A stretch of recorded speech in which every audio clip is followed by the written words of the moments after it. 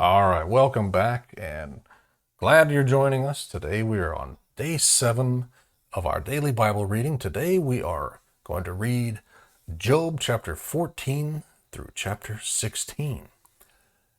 And as we continue in chapter 14 now, Job is continuing his cry. Chapter 14. Anyone born of woman is short of days and full of trouble. He blossoms like a flower, then withers. He flees like a shadow and does not last. Do you really take notice of one like this? Will you bring me into judgment against you? Who can produce something pure from what is impure? No one.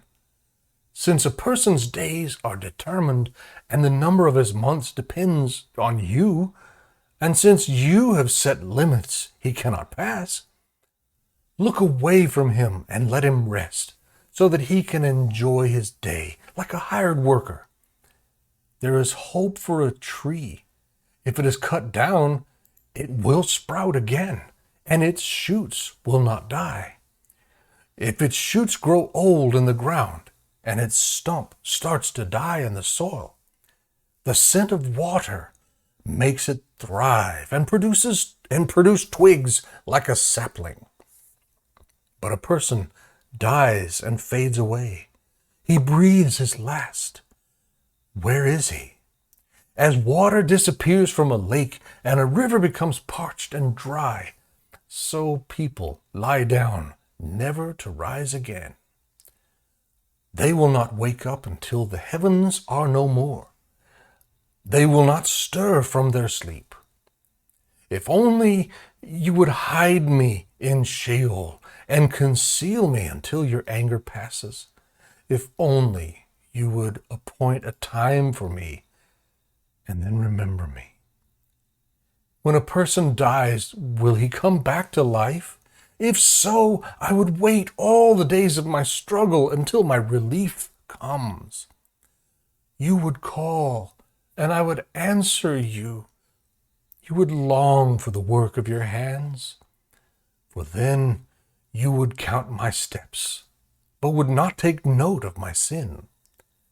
My rebellion would be sealed up in a bag, and you would cover over my iniquity. But as a mountain collapses and crumbles, and a rock is dislodged from its place, as water wears away stones, and torrents wash away the soil from the land, so you destroy a man's hope. You completely overpower him, and he passes on. You change his appearance and send him away. If his sons receive honor, he does not know it. If they become insignificant, he is unaware of it. He feels only the pain of his own body and mourns only for himself.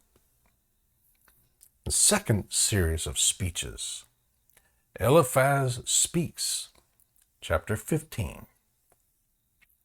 Then Eliphaz the Temanite replied, Does a wise man answer with empty counsel, or fill himself with the hot east wind?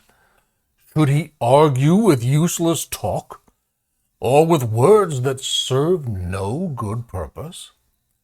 But you even undermine the fear of God, and hinder meditation before him. Your iniquity teaches you what to say, and you choose the language of the crafty. Your own mouth condemns you, not I. Your own lips testify against you. Were you the first human ever born? Or were you brought forth before the hills? Do you listen in on the counsel of God? Or have a monopoly on wisdom? What do you know that we don't? What do you understand that is not clear to us? Both the gray-haired and the elderly are with us, older than your father. Are God's consolations not enough for you, even the words that deal gently with you? Why has your heart misled you, and why do your eyes flash as you turn your anger against God and allow such words to leave your mouth? What is a mere human that he should be pure, or one born of a woman that he should be righteous? If God puts no trust in his holy ones, and the heavens are not pure in his sight, how much less one who is revolting and corrupt, who drinks injustice like water? Listen to me, and I will inform you. I will describe what I have seen, what the wise have declared and not concealed, that came from their ancestors, to whom alone the land was given, when no foreigner passed among them. A wicked person writhes in pain all his days, throughout the number of years reserved for the ruthless. Dreadful sounds fill his ears. When he is at peace, a robber attacks him. He doesn't believe he will return from darkness. He is destined for the sword. He wanders about for food, asking, "Where is it?" He knows the day of darkness is at hand. Trouble and distress terrify him, overwhelming him like a king prepared for battle. For he has stretched out his hand against God and has arrogantly opposed the Almighty. He rushes headlong at him with his thick, studded shields, though his face is covered with fat and his waistline bulges with it. He will dwell in ruined cities, in abandoned houses, destined to become piles of rubble. He will no longer be rich. His wealth will not endure. His possessions will not increase in the land. He will not escape from the darkness. Flames will wither his shoots, and by the breath of God's mouth he will depart. Let him not put trust in worthless things, being led astray. For what he gets in exchange will prove worthless. It will be accomplished before his time, and his branch will not flourish. He will be like a vine that drops its unripe grapes, and like an olive tree that sheds its blossoms. For the company of the godless will have no children, and fire will consume the tents of those who offer bribes. They conceive trouble and give birth to evil. Their womb prepares deception. Job's reply to Eliphaz, chapter 16. Then Job answered, I have heard many things like these. You are all miserable comforters. Is there no end to your empty words? What provokes you that you continue testifying? If you were in my place, I could also talk like you.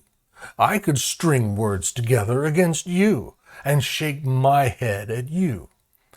Instead, I would encourage you with my mouth, and the consolation from my lips would bring relief. If I speak, my suffering is not relieved. If I hold back, does any of it leave me? Surely he has now exhausted me. You have devastated my entire family.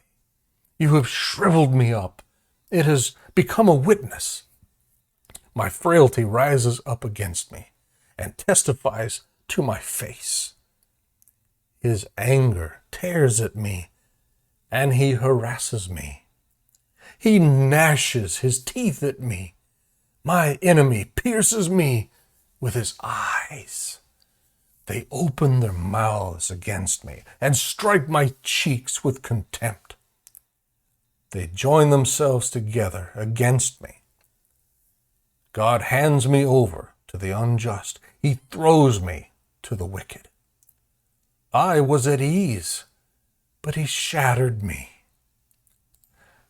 He seized me by the scruff of the neck and smashed me to pieces. He set me up as his target His archers surround me. He pierces me with kidneys.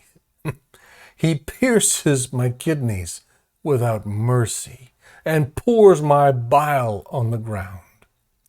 He breaks through my defenses. Again and again, he charges at me like a warrior.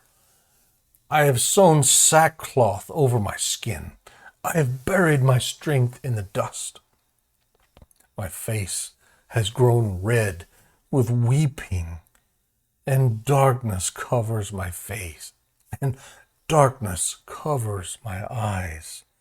Although my hands are free from violence, and my prayer is pure. Earth, do not cover my blood. May my cry for help find no resting place. Even now, my witness is in heaven, and my advocate is in the heights. My friends scoff at me as I weep before God. I wish that someone might argue for a man with God, just as anyone would for a friend. For only a few years will pass before I go the way of no return. May the Lord add his blessing to the reading and study of his word.